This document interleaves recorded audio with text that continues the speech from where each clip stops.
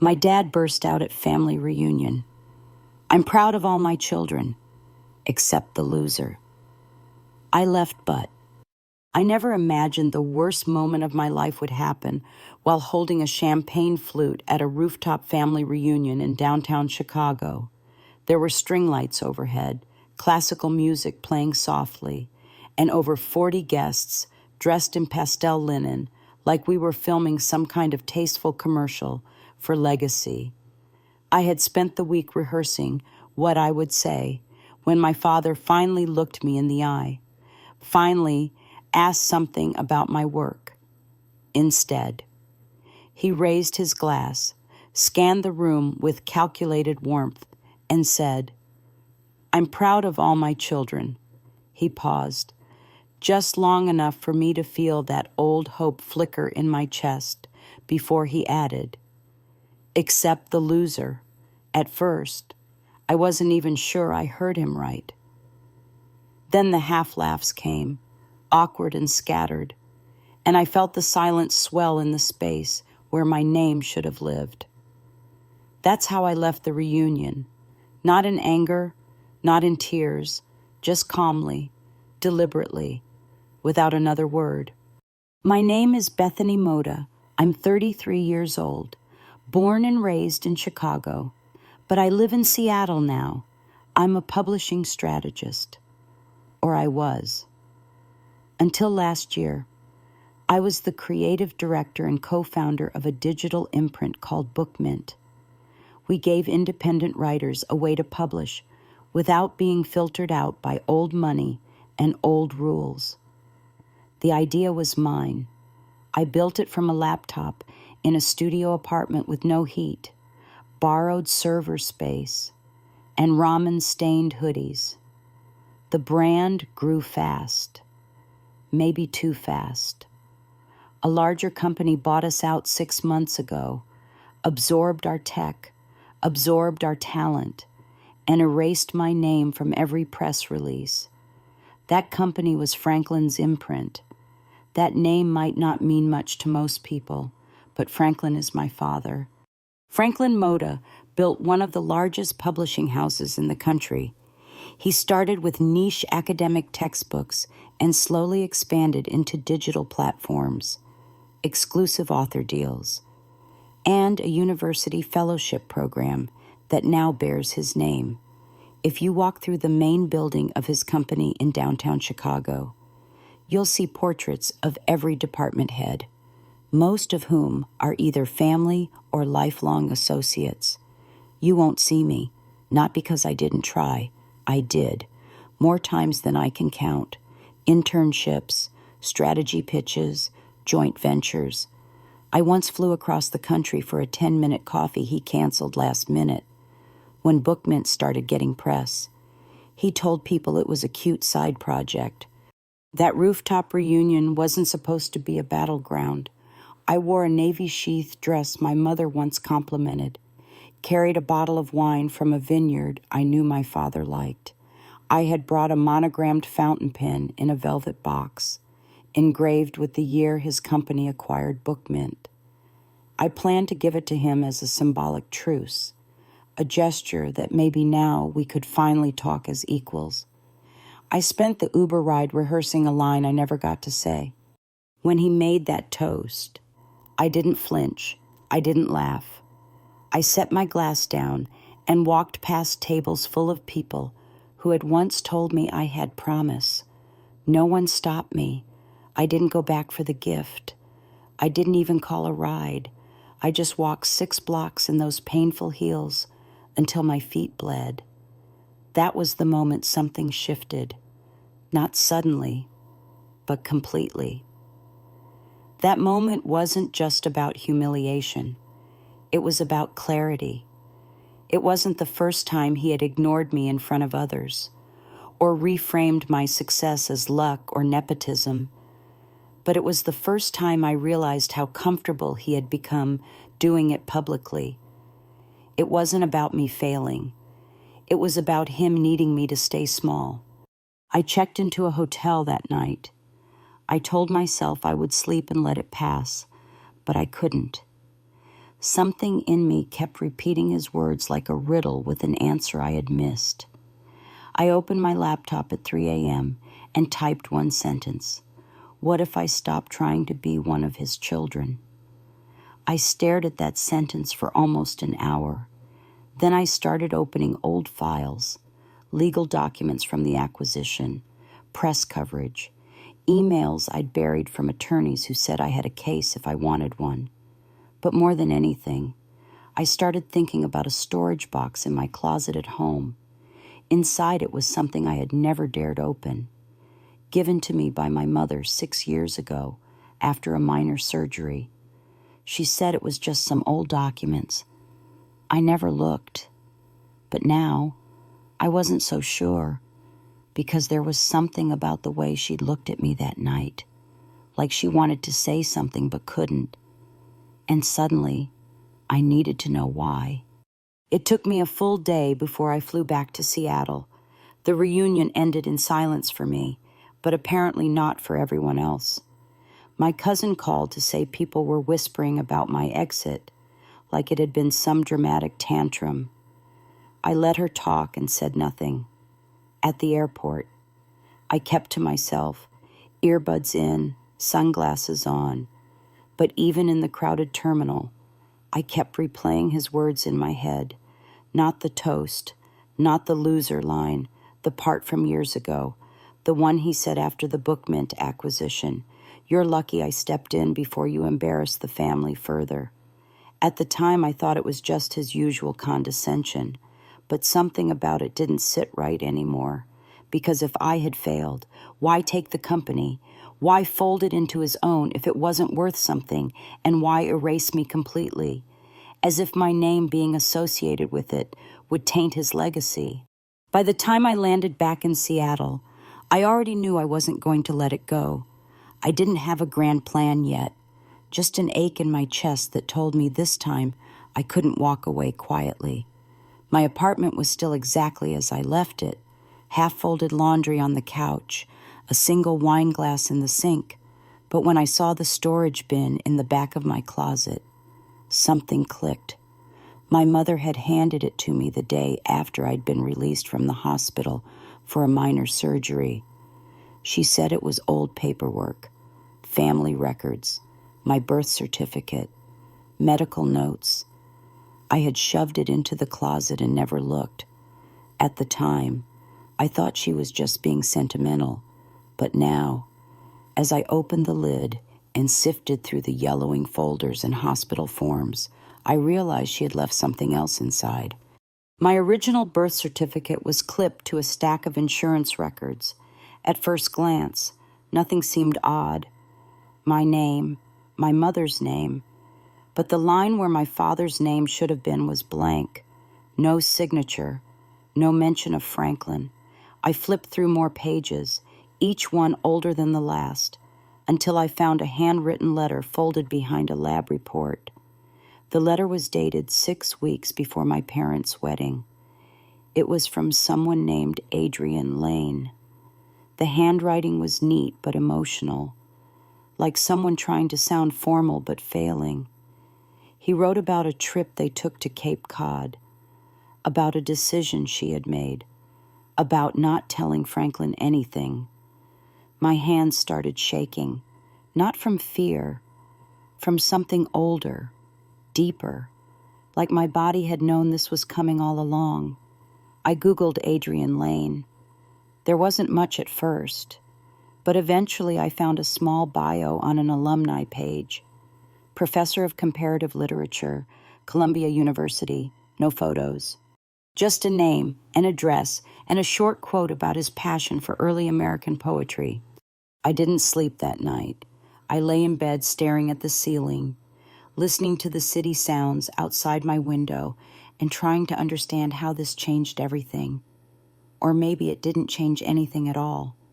Maybe it only confirmed what I had always felt, that I didn't fit into my family, not because I failed them, but because I was never really part of the mold, that the sharp looks, the constant coldness, the need to discipline me into shape, had been less about behavior and more about biology. My father's rejection hadn't been earned. It had been inevitable. The next morning, I called Darren. He was the only person from the old Bookmint team I still trusted.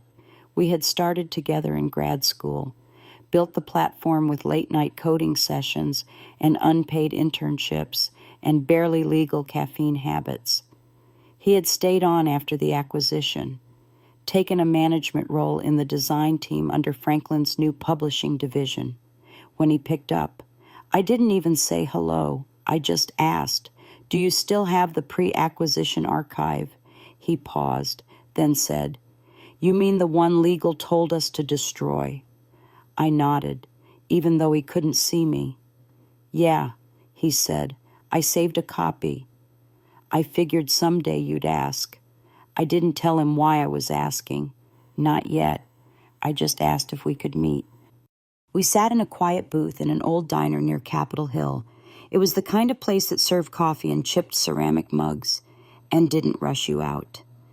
Darren looked older than I remembered, the last few years having clearly aged him, but he still had the same nervous energy. He handed me a flash drive under the table like we were passing secrets, and in a way, we were. I asked him one more question before we left. "When they took Bookmint," I said, "did Franklin ever mention me by name?" Darren shook his head. "Not once. Just called you the girl who got lucky." I nodded. That was all I needed to know. That afternoon, I booked an appointment with a lawyer, not to sue, not yet, just to ask questions, copyrights, asset history, founders' agreements. I handed over the letter, the birth certificate, the flash drive, and asked what was possible. The lawyer was a woman named Yvette Saunders, calm, brilliant, the kind of person who didn't flinch at family drama or corporate betrayal. She didn't say much, just took notes, asked a few clarifying questions, then leaned back and said, "If this all checks out, they stole more than your company. They stole your name." And that was the first time it occurred to me that maybe this wasn't just about revenge. Maybe it was about something more essential. Reclamation. Not just of credit, but of identity. And maybe, if I was willing to keep digging, I could find out just how deep the erasure had gone. Yvette's words stayed with me for days. She didn't push. She didn't romanticize my story. She just laid out the facts like pieces of a larger equation. If the flash drive proved I was a founding strategist of Bookmint, and if the letter confirmed Franklin was never my legal father, then everything that had been taken from me could, in theory, be reclaimed. She made it clear the process would be long and public, and some parts would hurt more than I expected. But what surprised me most was how calm I felt. Not angry, not even afraid, just ready, as if something inside me had quietly been waiting for this green light to move forward. I spent that week combing through every document from the flash drive, contracts I had signed, early investor decks with my name listed as co-founder, internal memos that reference my market projections, platform algorithms, and content strategy. It was all there, buried under years of edits and version histories. There were even drafts of press releases where my name had been replaced at the last minute before publication. They hadn't erased me accidentally. They had done it deliberately, with intent, in legal terms. It was called misrepresentation of authorship. In human terms, it felt more like theft of self. What broke something in me wasn't the paperwork. It was a short video clip buried in a 2019 folder labeled Team Retreat. I clicked play, not knowing what to expect, and there I was sitting in a folding chair in a cabin in Oregon, explaining to the small team how our publishing algorithm could prioritize marginalized voices without sacrificing revenue. I looked younger, tired, but alive in a way I hadn't felt in years. The team had applauded. I had laughed. It was such a small moment, yet watching it brought tears to my eyes, not because I missed that version of myself, but because I realized how far I had drifted from her. I called my mother 3 days later. She didn't pick up.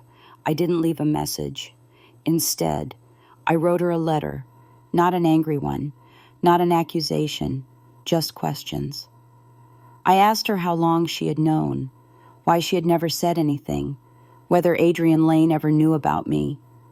I didn't expect an answer, but writing it helped me clarify what I needed to do next. I booked a flight back to Chicago, not to see her, not yet, but to attend an event Franklin had been planning for months. The Franklin Imprint. Next chapter. Gala was being held at the Chicago Public Library, a massive glass and marble space that seemed too large for anything personal. But Franklin never did personal. He did performance. This event was the launch of his new digital publishing platform, a direct evolution of the Book Mint tech stack. The entire evening was branded as his innovation. Invitations had gone out to editors, authors, media outlets, and even politicians. I hadn't been invited, of course, but I didn't need a formal pass. I had already arranged access through a friend in production, and more importantly, I didn't plan to attend as a guest. Yvette helped me prepare a legal packet.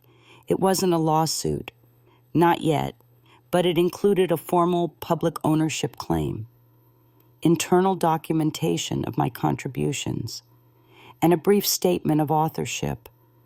I wasn't going to shout or scream. I just wanted the truth printed on paper and handed to the very people he had convinced otherwise. I made sure a copy was delivered to the press kit table and another to the event coordinator. I also made sure that the envelope bearing my name was gold embossed. Not for drama, just to make it unmistakably clear. I arrived at the gala wearing black, not out of mourning, just to be invisible.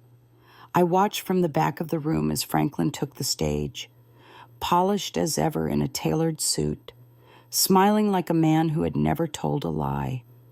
He thanked his team. He thanked his children. He even mentioned David and Clara by name. Not me, never me. The presentation opened with a video montage of legacy moments, including footage from recent acquisitions. When the Book Mint slide appeared, my name was nowhere to be found, just the company logo and the phrase, "Vision made real by Franklin's leadership." That was when I knew I'd made the right choice. I didn't want his apology anymore. I didn't even need his recognition. I just wanted the people watching to know that story wasn't true. And one by one, they would. Because when the press kits were opened and my statement was read, the silence that followed would be louder than any applause he had earned that night. I didn't wait for the press fallout. I returned to Seattle the next morning, sat on my balcony with black coffee, and let the quiet do what it needed to, for the first time in years. I didn't check work emails. I didn't open my calendar. I didn't try to reframe what had happened or wonder how he'd spin it. I just let the facts sit there between us, like a line finally drawn. I wasn't interested in revenge. What I wanted now was clarity. And from the way Yvette phrased it, clarity was exactly what the industry was about to get. 3 days after the gala, a trade journal published a quiet story tucked halfway through its digital issue. It wasn't a hit piece, just an outline of the legal documentation I had submitted, confirming that the tech stack used by Franklin's new digital platform had been developed under a company I co-founded.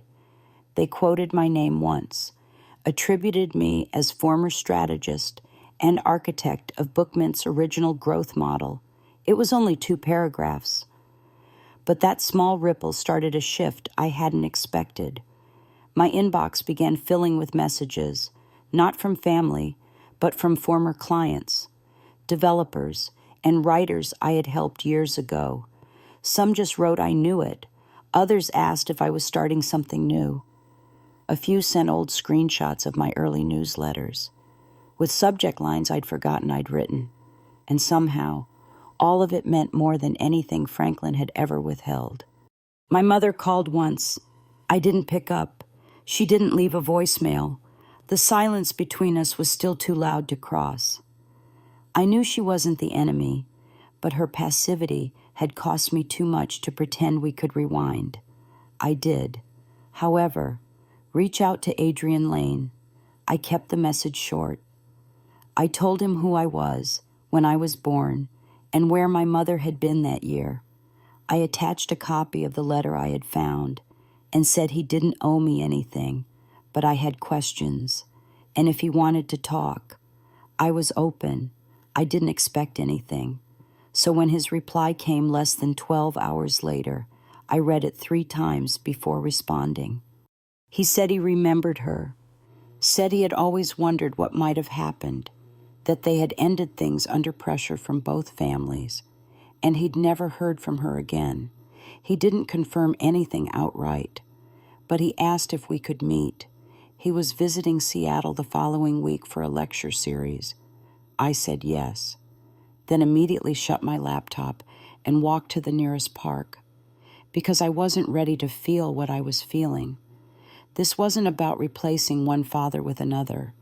It was about answering something my DNA had been quietly carrying for years. A question about why I never felt safe in the house where I grew up. Why love always felt like something I had to earn. And even then, never fully received.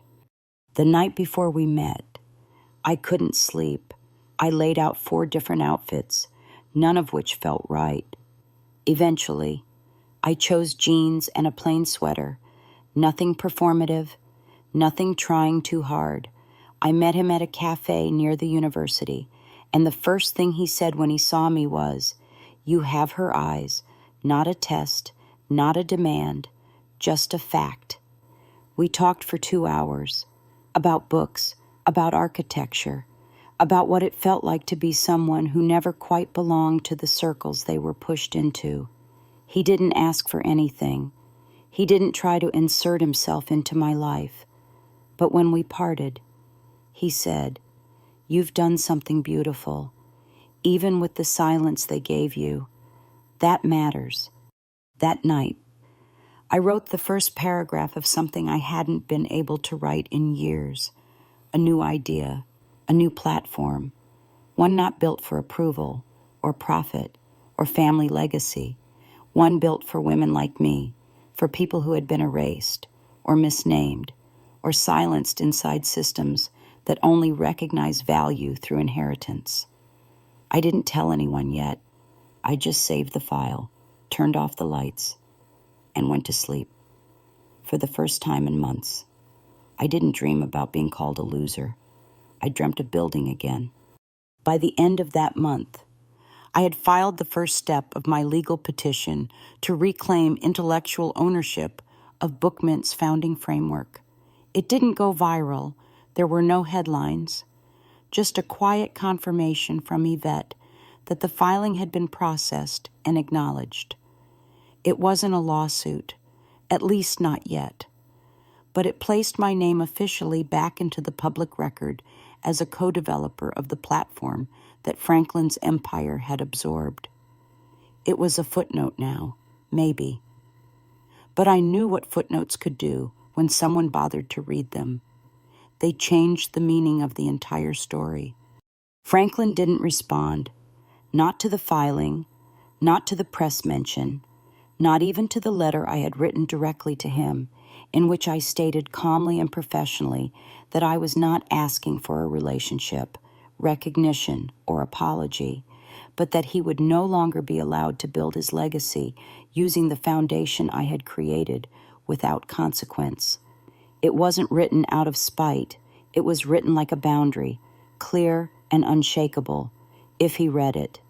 He didn't reply.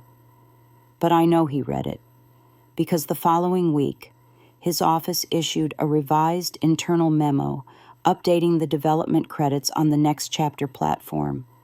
quietly adding a line about independent strategy models built on external innovation. No names were included, but they didn't have to be. It was around that time that my sister Clara reached out. We hadn't spoken in over a year, not because we fought, but because we had learned to orbit each other carefully, like planets with incompatible atmospheres. Her message was short. "Can we talk?" That was all it said. I agreed to a video call, not knowing what she wanted, half expecting a lecture disguised as concern. But when her face appeared on the screen, she looked different, softer, maybe, or just less rehearsed. She didn't waste time. She said she had read the article, that it had made her sick, not because it was surprising, but because she realized how long she had accepted a version of events that always left me out. She admitted she had believed what Franklin told them, that Book Mint had floundered, that I had been overwhelmed, that he had rescued it, that I had let it go. I didn't interrupt. I just let her speak. And then she said something I didn't expect to hear from anyone in that family. She said, "I think I always knew he was harder on you. I just didn't want to look too closely at why." I didn't forgive her immediately, but I told her the truth about Adrian, about the letter, about the night of the gala. She didn't cry, but her eyes turned glassy, and then she whispered, almost to herself, "He punished you for not being his, and we all let it happen. There was nothing to say to that." So I didn't try. I just nodded, because it was the first honest sentence I'd heard from that side of the family in a very long time. A week later, a box arrived at my door. No note, no return address, just a small, square package sealed with black tape. Inside it was the fountain pen I had meant to give Franklin at the reunion, the monogrammed one, the gift I had left behind on the rooftop table after he made the toast. I hadn't asked for it back. I assumed it had been tossed or forgotten. But here it was, returned to me without explanation. I didn't cry. I didn't overanalyze. I just placed it on my bookshelf beside the framed photo of the first Book Mint team, taken the night we hit 10,000 users. It didn't mean everything was fixed. It didn't mean anyone was sorry. But it did mean someone was watching, someone remembered, and maybe, just maybe, someone had started to see me. That small shift gave me permission to move forward, not to fight harder, but to build differently. I started drafting the framework for a new platform, one focused on writers from underrepresented communities, not a publishing house, but a digital space where authors could retain control of their work, their name, their story. I called it Frame Light because sometimes all a voice needs is a little space and the right structure to shine. I didn't announce it publicly, not yet. I wanted to build it quietly, with care, without ego, the way I wished I had been allowed to build things the first time around. I worked late most nights, but this time the exhaustion didn't feel heavy. It felt earned. My name sat at the top of every file, every plan, every piece of code. I wasn't hiding anymore. I wasn't waiting for permission to exist. And that, more than any lawsuit or reunion speech, was what finally made me feel free. By early spring, Frame Light was fully in motion. I hadn't posted anything public, but word was spreading through the right people in quiet spaces. I'd built a small team of editors and tech developers, almost all of them women or people who'd left corporate publishing after being overlooked or overruled one too many times. Our pitch wasn't flashy. We didn't promise fame or viral numbers. What we promised was control. Writers kept their rights. They chose their own release schedule. We provided design tools, editorial support, and a platform that didn't penalize their stories for not sounding like what sold last year. It was slow work, sometimes exhausting, but it never felt like I was erasing myself to belong. I didn't tell anyone in my family what I was building, not out of pettiness, just protection. I had learned the difference between privacy and secrecy. Secrecy makes you shrink. Privacy lets you breathe. And after years of shrinking to fit into rooms where my name was treated like an inconvenience, I wasn't about to give away my peace again. Still, the past has a way of circling back. And one afternoon, it did when my brother David sent me an email with a subject line that just read coffee. I stared at it for 10 minutes before opening it. The message was 3 sentences. He said he'd be in Seattle for a real estate event. He said he wouldn't bring up the past if I didn't want him to. And he said if I was willing to meet, he'd be grateful. I didn't owe him anything, but I was curious. David and I had grown up with the same last name, under the same roof, but somehow we'd never actually met each other as adults. He had always been the golden boy, the polished heir who understood how to navigate Franklin's world like he was born for it. Maybe he was. Maybe that was the difference. But part of me wanted to hear what he thought he had to say. We met at a quiet cafe near the water. He was already sitting when I arrived, staring out the window like someone who wasn't used to waiting. When he saw me, he stood up quickly, awkwardly, like he'd rehearsed a different kind of greeting but forgot what to do. He didn't mention the reunion, didn't mention the paternity, didn't mention the articles. Instead, he asked how I was sleeping. The question caught me off guard. I told him I was doing fine. Then I asked what he wanted. David took a breath. Then he told me that after the gala, after the credits were updated, after the press began to shift, he started paying closer attention to the internal numbers. Apparently, the new platform wasn't growing as quickly as projected. User retention was flat. Reader satisfaction was mixed. The tech was solid, but something was missing. It's like they don't trust us, he said. And maybe they shouldn't. Then he looked at me and said, I didn't see it before, but Bookmint had something different. It felt like someone was listening. I think that was you. He wasn't asking for help. That much was clear. He was just trying to say what he hadn't been able to say before. That maybe I hadn't failed. That maybe, in some quiet way, I had built something that mattered. I didn't respond right away. I just sipped my coffee and let the moment sit between us. Then I asked him one question. Do you believe Franklin would ever admit that David looked away, smiled the kind of sad smile you give when the answer is obvious, and said, not out loud, not ever. That was enough for me. I didn't need more. We parted on polite terms. He didn't ask to see the new platform. I didn't offer. But something about that meeting closed a door I hadn't realized was still cracked open. I walked back to my office lighter than I'd felt in weeks, not because I had proved anything to him, but because I no longer needed to. That was the moment I knew I was no longer reacting to my family.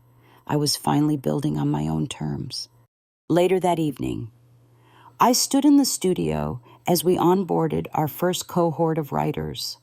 One woman had been turned away by 5 publishers because her story was too niche. Another was a single mom from Detroit who wrote thrillers at night after her kids went to sleep. Each person had a voice that didn't sound like anyone else's, and they weren't asking for permission anymore. They were asking for space, for structure, for light, and for the first time, I could give them that. By the time summer came, Framelight had launched quietly and was growing faster than I expected. We weren't being covered by major tech outlets or featured in flashy panels. But our writers were getting paid, retaining control of their work. and publishing with dignity. That was enough. The email that changed everything came on a Thursday afternoon. It wasn't from a journalist or investor. It was from a junior editor at Franklin's company, someone I had never met. Her message was cautious. She said she had recently resigned and that things inside the company were unraveling faster than the outside world realized. She offered to share internal memos and reports if I wanted them. Not for revenge, she said, but because I had a right to know how the story was turning. I didn't respond immediately. I forwarded the message to Yvette, who verified it and scheduled a quiet meeting. The former editor's name was Hannah, and she brought with her a stack of internal communications that painted a clear picture. Franklin's new digital division was underperforming. Investor confidence was shaky. Several authors had requested their rights be returned after discovering how closely the new platform resembled Bookmint, down to language that had been lifted from my original copy. There were emails from PR trying to decide how to contain the narrative if I were to speak publicly. But what caught my eye was a thread between Franklin and two board members. Dated 3 weeks after my legal filing, he had written, "We underestimated her. Quiet doesn't mean weak." That line stopped me, not because it was insulting, but because it confirmed what I had always suspected. My silence had never been respected. It had only been convenient for those who wanted to take more without challenge. Franklin had counted on me staying quiet, staying ashamed, staying small. And now that I had done none of those things, he didn't know how to recalibrate. That wasn't victory, but it was truth, and it gave me something I didn't know I needed. That week, I received a formal settlement offer through Franklin's legal team. It wasn't an apology. It was a check, a substantial one, intended to resolve any lingering disputes regarding authorship and legacy. I let the envelope sit on my desk for 2 days before touching it. When I finally opened it, I didn't react the way I thought I would. I didn't feel validated. I didn't feel rage. I felt something closer to confirmation. They weren't paying for silence. They were paying because they knew they had been seen. I turned down the settlement, not because the money didn't matter, but because the terms included a non-disclosure agreement. I wasn't interested in telling my story for drama, but I wasn't willing to erase it again. I sent back a letter, written plainly, and with the same professional tone I had used my entire career. I thanked them for the offer. I declined it. I wished them clarity moving forward. Yvette said she had rarely seen a response land with so much impact, not because it was loud, but because it was exact. There was no confusion left about where I stood. I didn't announce any of this. I just kept working. Clara sent me a message the following week, telling me she had stepped away from the family's social outreach foundation and was starting something on her own. She didn't ask for help, just said she finally understood why I needed to walk away. It didn't fix our history, but it shifted something. David forwarded me a press release from an industry outlet mentioning Framelight by name, then texted me one word impressive, again. I didn't reply, not because I was holding a grudge. I just wasn't building this for them. One night, I went back to the rooftop where the family reunion had happened, not as a statement, just as closure. I stood in the same place I had walked away from months earlier, looked out over the city, and realized something strange. I didn't feel small anymore. I didn't feel like the girl who got left out of the toast. I felt like the woman who had built something lasting without needing to be celebrated for it. The fountain pen was still in my bag, a quiet reminder of what I had once tried to offer in exchange for approval. Now, it stayed with me, not as a symbol of loss, but as proof of what I had reclaimed. 2 months after I turned down the settlement, Framelight crossed its first major milestone. Over 100 writers had launched projects through the platform, and more than half had already hit their personal sales goals. The feedback wasn't just about money. It was about ownership, clarity, and feeling like their stories weren't filtered through someone else's idea of what was marketable. I watched the numbers grow each week, not with pride in the metrics, but with a quiet recognition that I had built something real, something rooted in value instead of validation. It didn't fix the years I'd lost, but it redefined what those years had taught me. The media eventually caught up. One article in particular asked a simple question in its headline: what happens when the discarded founder builds a better house? It was framed as a comparison between Framelight's quiet growth and Franklin's platform's recent internal restructuring. The piece didn't attack anyone. It didn't mention the paternity revelations or the reunion toast. But it made one thing clear: the market was noticing that integrity wasn't just a moral stance. It was a design advantage. When you let creators lead with their own voice, you didn't need to manufacture authenticity. It showed up naturally. I didn't repost the article. I didn't call anyone to celebrate, but I printed a copy and slid it into the same file folder where I kept the original Bookmint launch pitch. Not because I needed proof of anything, but because I wanted a complete record, a reminder that beginnings could be taken, but legacy was earned. Around that same time, my mother called again, this time. She left a message. Her voice was quieter than I remembered. She said she had been thinking a lot, that she hadn't known how to say anything before because she hadn't known what to say, and that if I ever wanted to talk, just the two of us, she would be in Chicago through the end of the week. I flew back 2 days later, not for confrontation, not for closure, just for truth. We met in the garden of the house I had grown up in, surrounded by the same hydrangeas she used to trim when Franklin had guests over. She wore the same perfume, spoke the same way, but there was something less rehearsed in her posture, like the performance had cracked, and she was learning how to stand without it.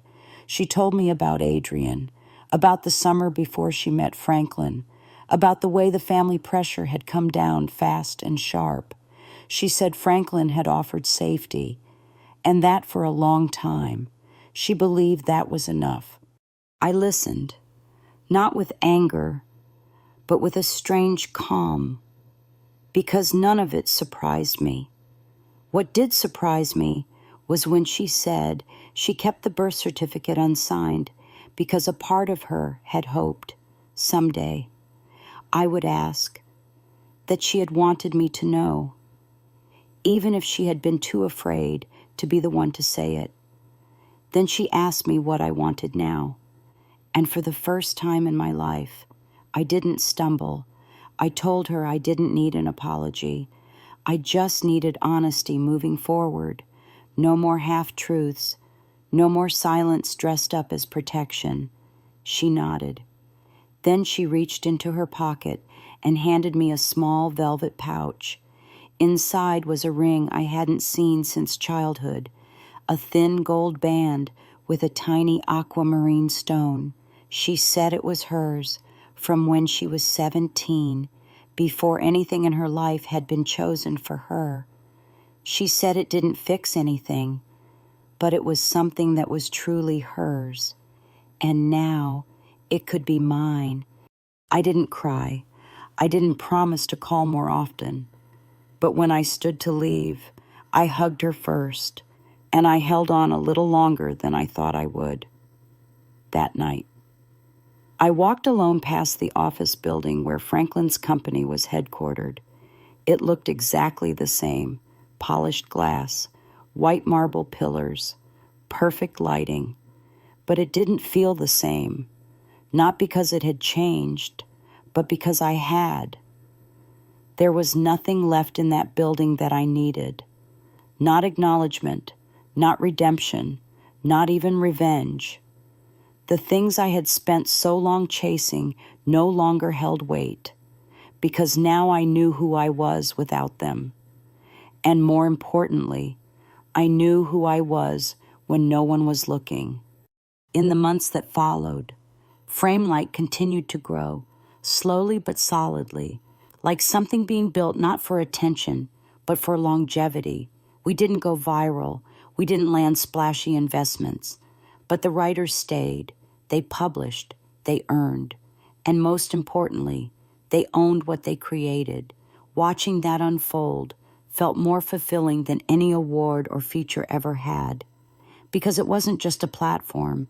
It was proof that what they told me I wasn't capable of had already been done. And not just once, twice. The first time, they took it. The second time, I kept it. I still got invitations, industry panels, networking brunches, even a few from organizations that had once declined my proposals, but now wanted me to share my experience as a woman in leadership.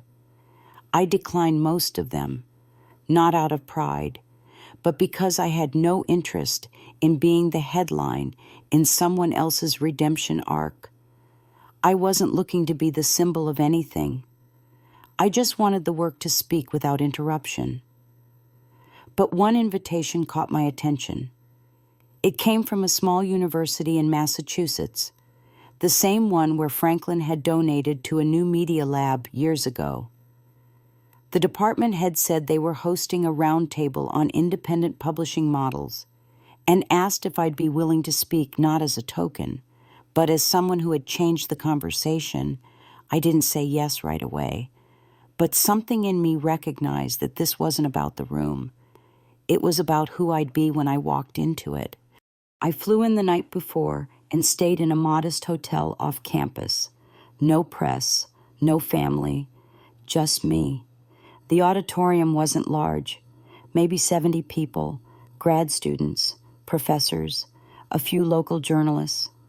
I spoke for 20 minutes, nothing rehearsed, no slide deck.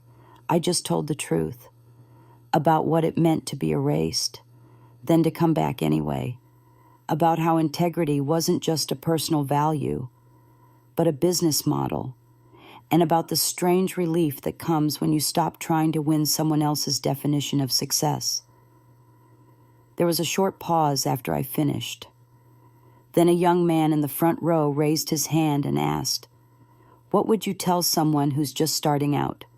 And already being told they're not enough, I didn't pause. I said, "Don't spend your best years trying to impress people who need you to shrink in order to feel large."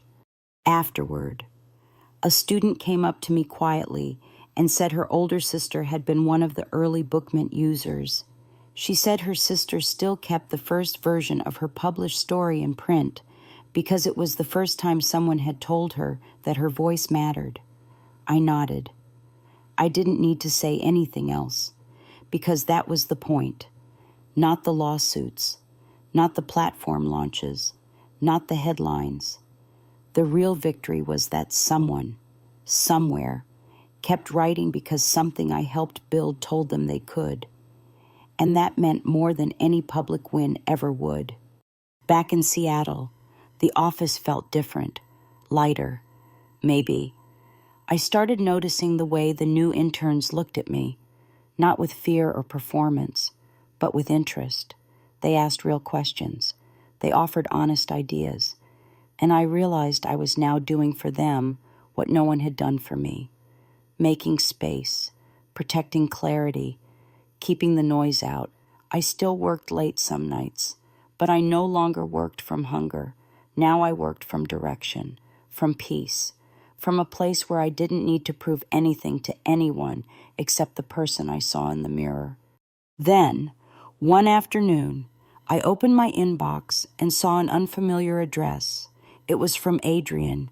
He said he had just read the article about Framelight, and recognized the way I described our writers, how I wrote about permission and self-ownership. He said it reminded him of something he once believed in, before life got quiet and practical. Then he said he hoped I knew that what I had created wasn't just impressive, it was restorative. That word stayed with me, not powerful, not brilliant, restorative, like something that made other people whole again. That night, I wrote my first essay in a long time under my own name. No alias, no ghostwriting, just my name, typed at the top. It wasn't a takedown. It wasn't a confession. It was a simple piece about what it means to reclaim what's yours without needing revenge to fuel the fire. I closed it with a sentence that surprised me even as I typed it. The people who tried to silence me taught me how to speak without fear. That might be their greatest mistake. A year after the family reunion, I received another invitation. It was handwritten, not from Franklin, but from his assistant, a formal dinner in his honor for receiving a Lifetime Achievement Award in the publishing industry. It wasn't clear if I had been invited as an olive branch or as a calculated move to show the world that the family was still united, still intact. I stared at the envelope for a long time before deciding to go, not because I needed closure, and certainly not because I had anything to prove, but because I wanted to see, with my own eyes, how much I had outgrown the weight they once placed on me. The event was held at a historic hotel in Chicago, with floor-to-ceiling windows and white-gloved servers gliding between crystal centerpieces. The crowd was polished, powerful, predictable. As I stepped into the room, there was a pause. Not loud, not theatrical, just enough silence to register surprise. I didn't shrink. I didn't scan for approval. I simply walked to the table with my nameplate, sat down, and smiled. It was a quiet kind of triumph, the kind that doesn't demand attention but earns it anyway. Franklin stood at the podium 40 minutes in, rehearsed as always. He thanked colleagues, clients, mentors.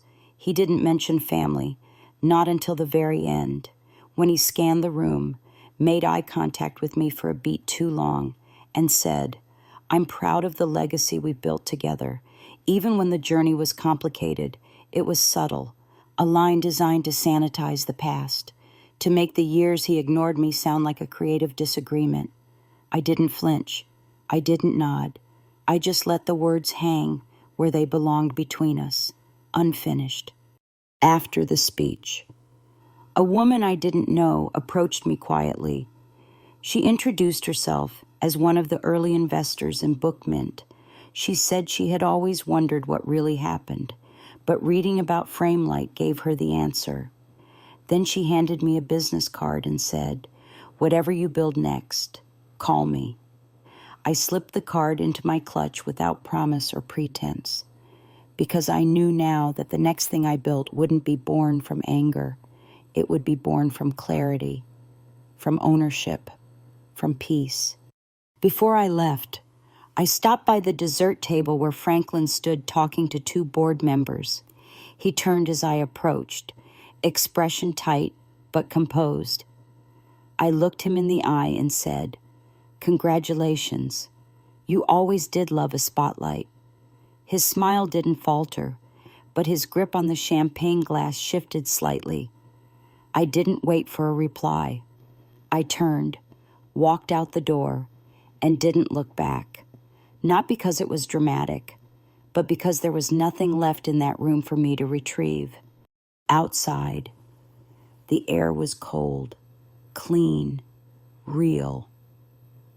I pulled my coat tighter and called a car, not to go home, but to the small co-working space where I now mentored first-time creators every other weekend.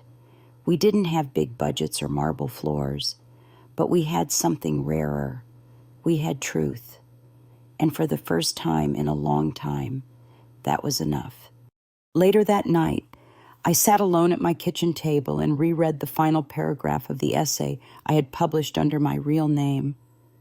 It read, "Sometimes the loudest victories are the ones no one claps for, the ones where you quietly return to yourself and realize you were never the problem. You were just too honest for a room full of people who needed lies to feel safe." I closed the laptop, turned out the light, and exhaled. Because this wasn't about revenge. It never was. It was about returning to a place they told me I didn't belong and realizing I had built something better, not despite their rejection, but because of it. And the version of me who once cried in a locked bathroom after being called a failure was long gone. In her place was someone who didn't need applause to feel worthy, just silence, and the strength to stand in it.